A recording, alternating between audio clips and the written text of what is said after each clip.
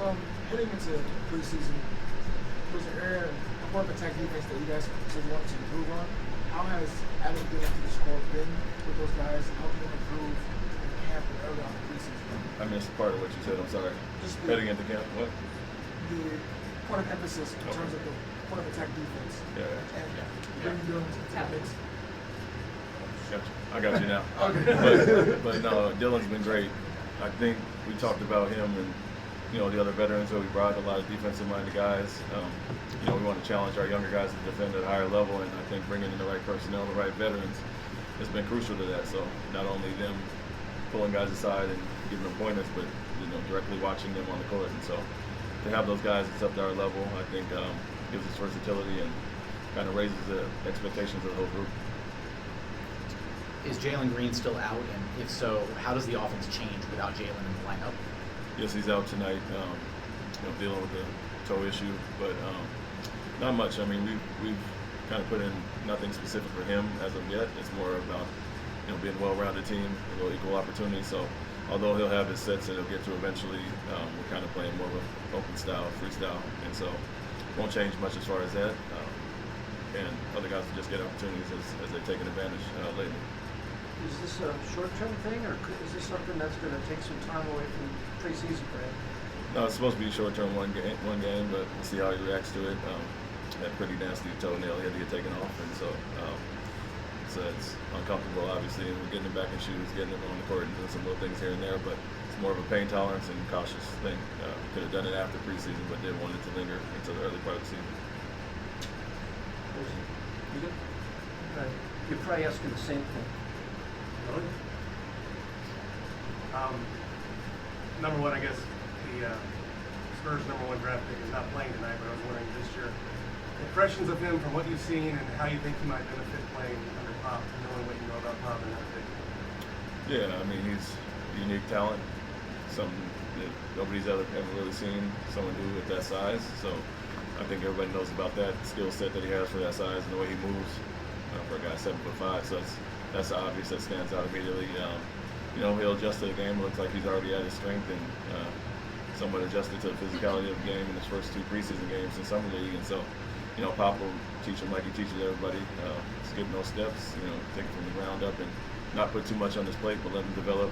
At a natural progression. And so, I was here during the years of Kawhi and those guys growing, and we still had some superstars that were aging, but he didn't rush Kawhi into the process, and I'm sure he'll bring Wembanyama the same way. There's some, as talented as Victor is, there's some patience involved in bringing along a guy like that, even as Yeah, you got to understand it's not going to happen overnight for everybody. Everybody grows and learns at a different pace, and so Pop's obviously not going to rush him into the process. He's going to take his time and let him grow naturally, but not put too much pressure on him for sure.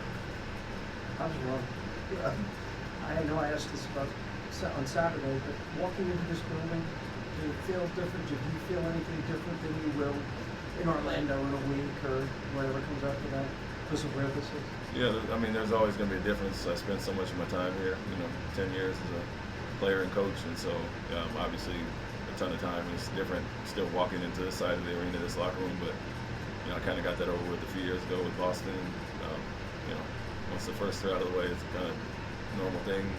Obviously preseason is different than the second game of the season when we come back and we're meaning something, but it's always special to come back, catch up with the guys, and reflect a little bit on where I kind of came up. You can run up Pop's check tomorrow, right? I'm sorry? You can run up the bill on Pop tomorrow? Always. Yeah. You're gonna play against Pop. Why do you think he lasts for so long in the NBA? It was great adaptability. He's a guy that came up in the early 90s with a style of play, and then when I played for him, it was kind of Tony Manu's turn, and then Tim was on the back end of his career. Kawhi and those guys came along, so he's always adjusted well to the time and the personnel he has.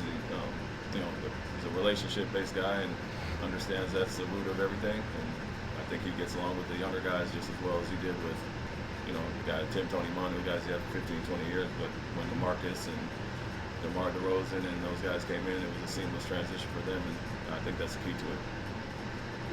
Is he as hard with assistant coaches than he's supposed to be with players? Is he tough with coaches? I wouldn't say tough. I'd say demanding, and he expects you to do your job, and so that's what he expects out of players as well. I think he gets a little bit of a negative rap in the media and publicly, but we all know who he is behind closed doors. He's a big teddy bear, basically. So we all love him, and I got this chance to spend a lot of time with him this summer at Summer League, and then went to the Hall of Fame and caught up with him quite a bit. So head coaches meeting, so we grabbed a few dinners already, and get another one tomorrow night. I think I know the answer to this question, but is there anybody on the team, player-wise, on the Spurs that is left from when you were last year as an assistant? Player-wise? Yeah.